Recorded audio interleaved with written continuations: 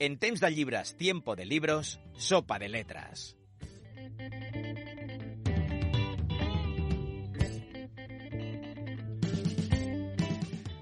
Sin duda, lo más bonito de regentar una librería es descubrir maravillas que apenas tienen visibilidad.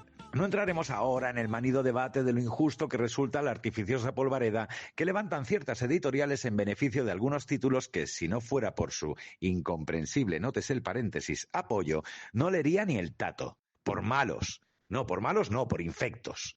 Lo que me recuerda que antes de devorar la novela de la que me ocuparé en unos instantes, leí uno de esos títulos abyectos que los más media ya están encarando para ser el próximo pepinaco de Sant Jordi. No pienso decir el título aquí a riesgo de ser denunciado o, peor aún, provocar un cese de Ripollet Radio.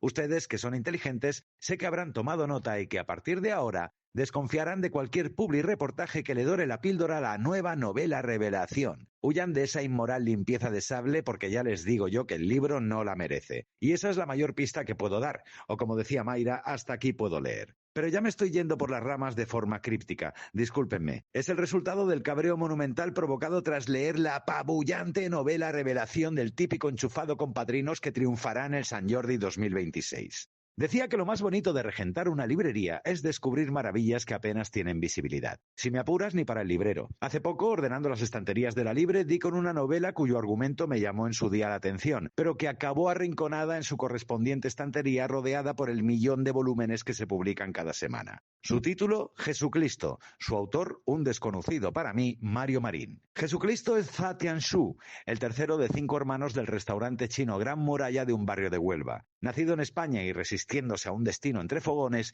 estudia arte y está perfectamente integrado en el barrio. Un día es testigo de la pelea de un grupo de vecinos con unos desconocidos.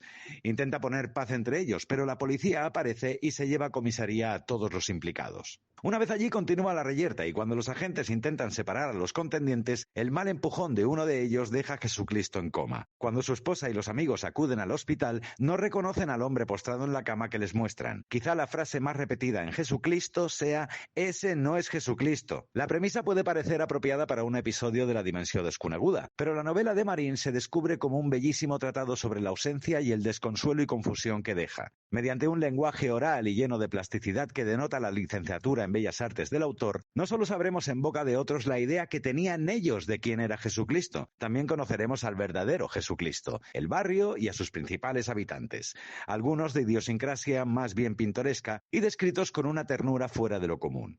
El argumento y su desarrollo pueden parecer confusos o surrealistas, pero no teman. Jesucristo se muestra al lector como una obra delicada, accesible, vibrante, muy bien escrita, profunda sin espesura, con más capas que una cebolla y con un sutil, afilado y muy inteligente sentido del humor. A nivel personal estoy muy contento de haberla descubierto, quizá incluso exultante. La novela de Marín ha resultado ser una de esas joyas que aparecen sin que nadie las espere. Cuando lo excelso te llama, ya estás perdido. Esa es la magia de las librerías, amigos. Que las maravillas están, aunque no se vean. Solo es cuestión de investigar, tener un poco de curiosidad y de abrir los ojos y convencerse de que tratan de vendernos la moto cada puto día. Doy gracias infinitas a Jesucristo por haberme elegido. Gracias, gracias. Ni que sea porque fue capaz de quitarme el nefasto sabor de boca que me dejó la que será la próxima triunfadora del Sant Jordi 2026. Y oigan, eso ya es mucho.